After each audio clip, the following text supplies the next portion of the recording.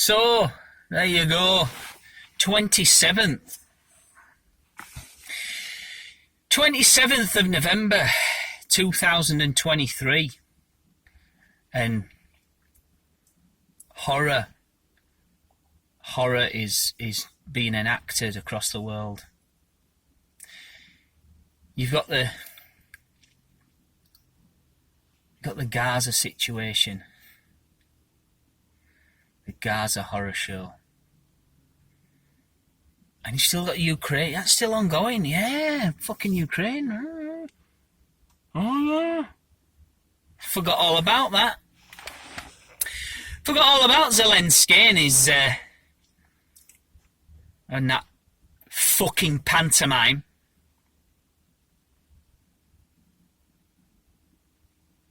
Forgot all about it. Hardly hear anything about it on news nowadays. It's all, you know, what's happening in Israel. The horror that is being visited upon the people of Gaza by the ruling elite. And I include Hamas. I include Hamas in that group there, the ruling elite.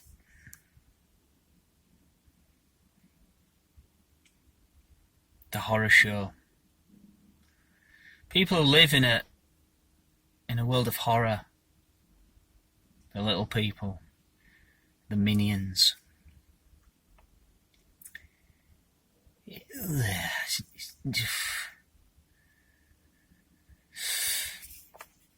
Anyway, in other news, Dog Kennel and Little Spoon. A new channel that I've discovered. Oh, brilliant. It's Scully from SOE. He's created his own channel. I've been binging I have on YouTube. I'm on YouTube all weekend, every weekend, never get outdone. Never ever get outdone, but just gibbering on YouTube. But Dog Kennel and Little Spoon, what an awesome channel. I mean, in fairness, it's just Scully. I want to spend time with Scully.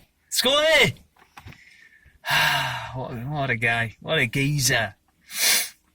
So it's been quite a splendid weekend this weekend. Yeah, it got me thinking, and apologies if I've shared this story before, but people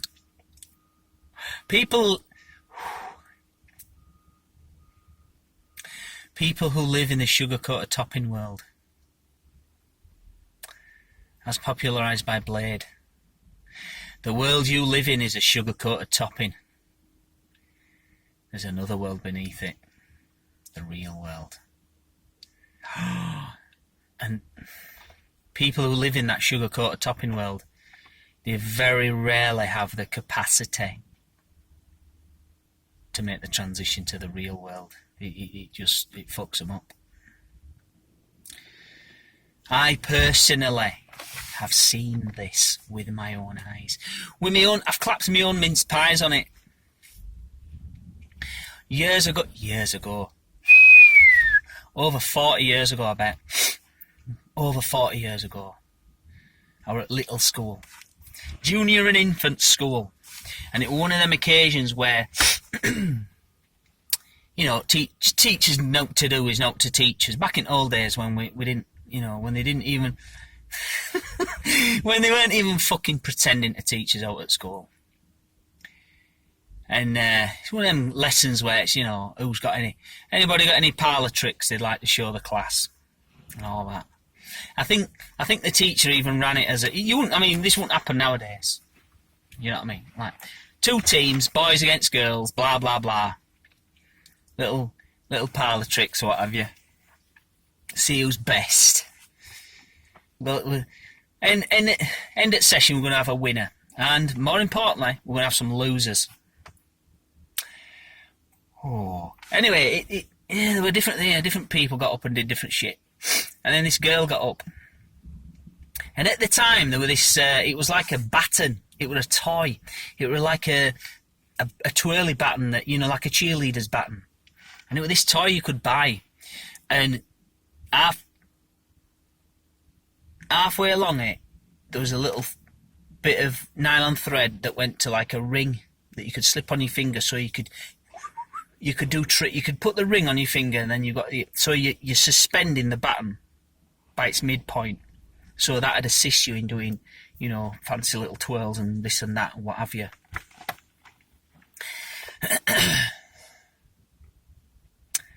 Anyway, as luck would have it, we had one at our house.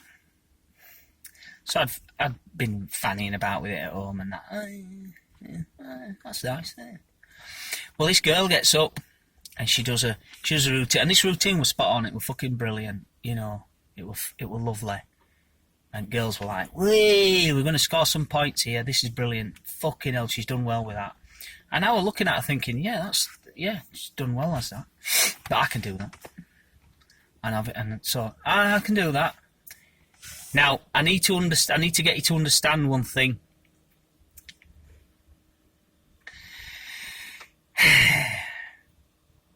As you've probably worked out watching some of these vids, I'm not a fucking normal person.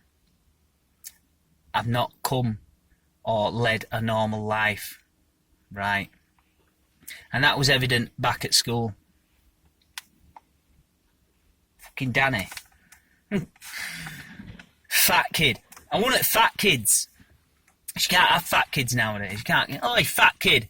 Oh, don't say that. But it's fat. Has he had too many pies? Back in my day, when there was a thing, there might be two teams. There'd be a team pastime being forced upon us by teachers, by ruling elite, and we'd have to pick sides. We'd have to pick.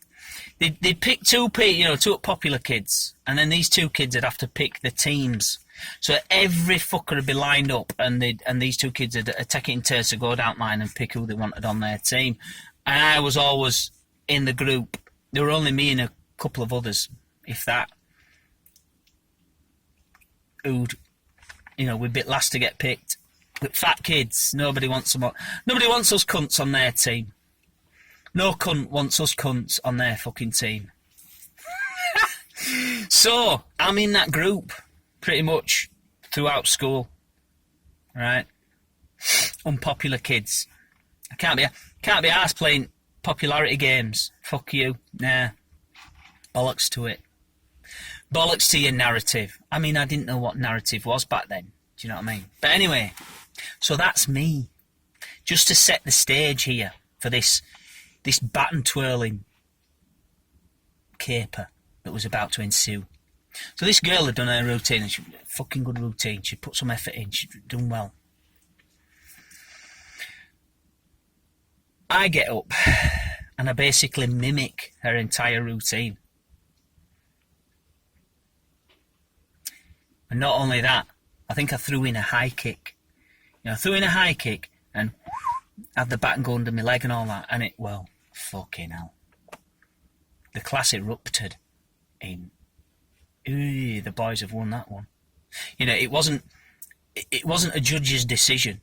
It wasn't a, well, you know, no, it was an absolute emphatic, sorry, love.